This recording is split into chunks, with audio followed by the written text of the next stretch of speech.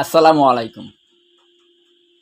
এই পৃথিবীতে আমরা যা কিছু পাই, যা কিছু করি, সবই মহান আল্লাহর দান।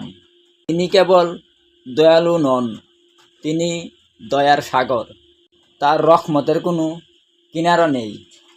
আমরা যখন ঘুমিয়ে থাকি, যখন জেগে থাকি, এমনকি আমরা যখন কোনো ভুল করি, তখনও তার দয়া আমাদের ঘিরে থাকে।